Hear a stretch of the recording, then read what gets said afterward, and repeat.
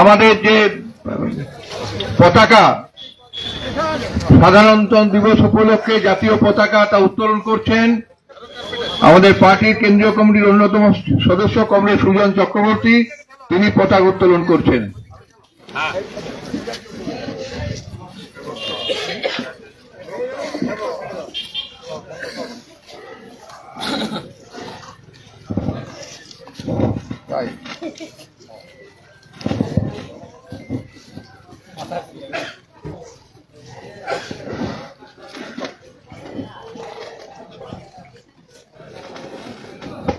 ওরা শ্যামল খাবারটা বন্ধ করে মাইকটা অন আছে, কার কথাতে সব বন্ধ করতে।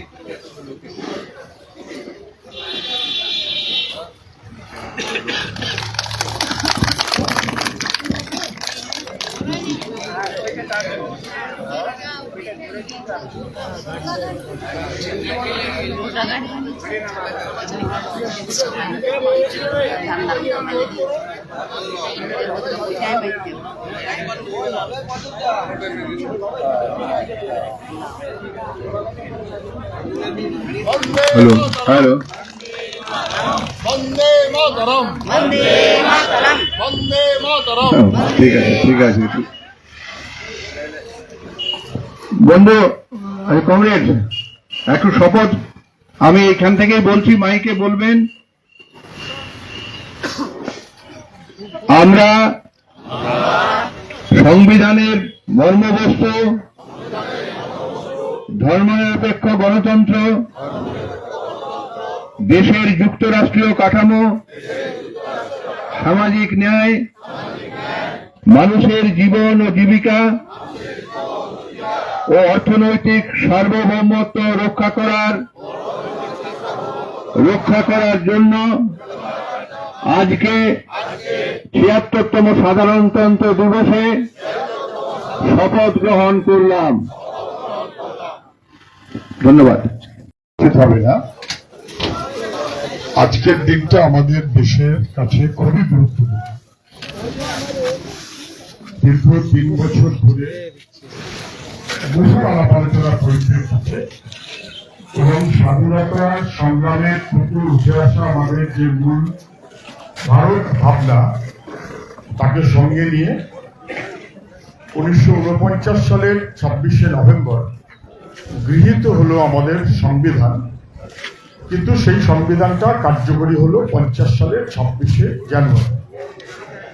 ফলে ২৬শে জানুয়ারি আমাদের প্রজাতন্ত্র দিবস,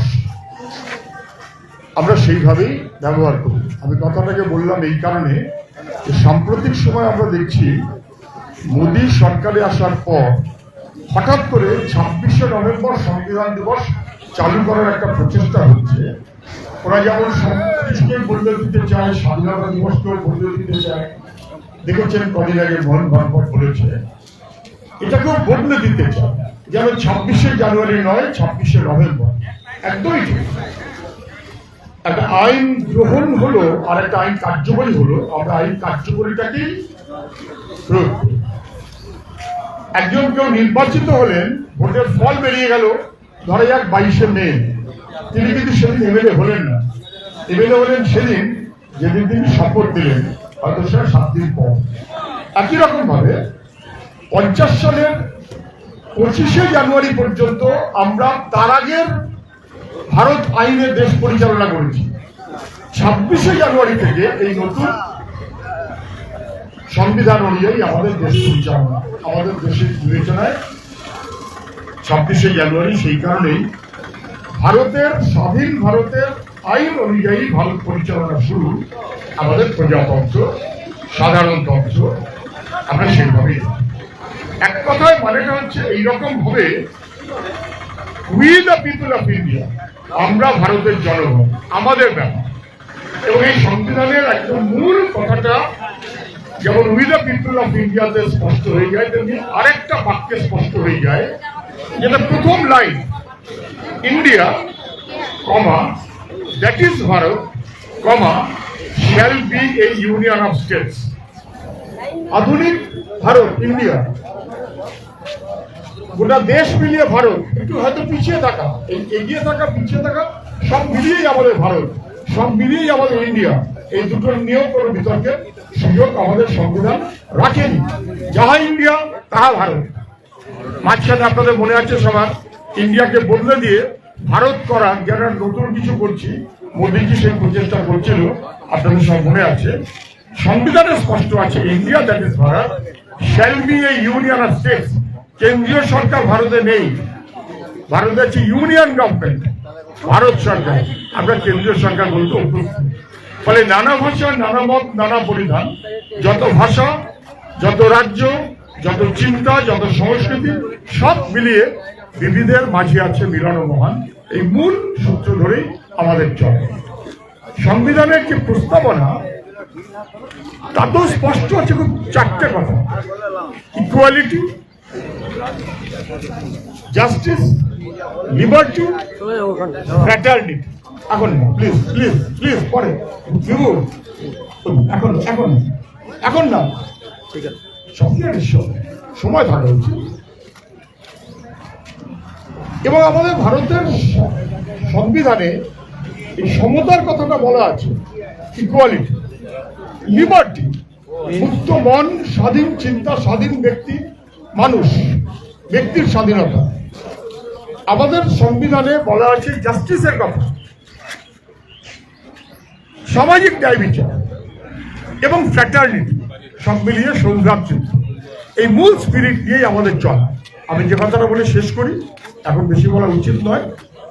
যখন সংবিধান গৃহীত হচ্ছে তখনকার দুজনের দুটো বাক্য আমরা যদি খেয়াল রাখি তাহলে পরিষ্কার হয়ে যাবে। এক, বি.আর. আম্বেদকর, তিনি বললেন আমাদের ইকুয়ালিটি বলা আছে, equality social, economic and political, তিনটি, সামাজিক, অর্থনৈতিক এবং রাজনৈতিক সমতা। উনি বললেন আমরা যে সংবিধান রচনা করলাম দেয়ার বাই আমরা একটা পলিটিক্যাল ইকোনমি, পলিটিক্যাল ইকুয়ালিটি দিলাম, রাজনৈতিক সমতা হলো, রিক্সা চালকের একটা ভোট, টাটারও একটা ভোট, সমতা হলো। কিন্তু এই পলিটিক্যাল ইকুয়ালিটি তার সঙ্গে সঙ্গে যদি আমরা সামাজিক সমতা এবং অর্থনৈতিক সমতাকে প্রয়োগ করতে না পারি তাহলে কোনো একদিন এই রাজনৈতিক সমতাটাও বিপন্ন হবে। সেটা আমাদের পক্ষে খুব কষ্টকর। আজকে আমরা বুঝতে পারছি প্রতিদিন সামাজিক অসাম্য বাড়ানো হচ্ছে, অর্থনৈতিক অসাম্য সীমাহীনভাবে বাড়ানো হচ্ছে। রাজনৈতিক স্বাধীনতা, রাজনৈতিক সমতা তার অংশ হিসেবেই এই সামাজিক সমতা এবং অর্থনৈতিক সমতার লড়াইটা আমাদের কাছে জরুরি। রাজেন্দ্র প্রসাদ বললেন সংবিধান এটা একটা লাইফলেস জিনিস, যার কোনো জীবন নেই। সংবিধানের জীবন নেই। জীবনটা কার? সংবিধানকে যিনি কার্যকরী করছেন, ব্যবহার করছেন, দোজ পিপল যারা এই সংবিধানটাকে কার্যকরী করবে। যদি এই মানুষগুলো ভালো হয় সংবিধানটা ভালোভাবে চলবে, যদি এই মানুষগুলো ভালো না হয় সংবিধানটাকে পিছন থেকে টেনে ধরবে। আজকে আমরা ভারতবর্ষে এমন একটা সময় আছি যেমন এই ৭৫ বছর আগের বলে যাওয়া কথাগুলো স্পষ্ট হচ্ছে। ভারতের সংবিধান পরিচালনার দায়িত্ব যারা নিয়েছেন দিল্লিতে, তারা স্বাধীনতা সংগ্রামের ইতিহাসের ঐতিহ্যকে মানে না। স্বাধীনতা সংগ্রামের সময় তারা বিশ্বাসঘাতকতার ভূমিকা পালন করেছে এবং সংবিধানকে তারা মানে না। আমাদের জাতীয় পতাকাকে আসলে তারা মানে না, আমাদের জাতীয় সঙ্গীতকে আসলে তারা মানে না। ভারত বিরোধী মনোভাবে যারা চলে, ভারত এবং মানুষ তার বিরোধী মনোভাবে যারা চলে, তারা দিল্লিতে আছে। তাদের টেনে নামিয়ে দেওয়াটা সংবিধানের দায়। সেই দায়টা আমাদের পালন করতে হবে। এই মনোভাব থেকে সবাই চলবেন। সবাইকে ধন্যবাদ এবং শুভেচ্ছা জানিয়ে প্রজাতন্ত্র দিবস, সাধারণতন্ত্র দিবস তার শুভেচ্ছা জানিয়ে আমার কথা বিশেষ করছি। সবাই ভালো থাকবেন। নমস্কার।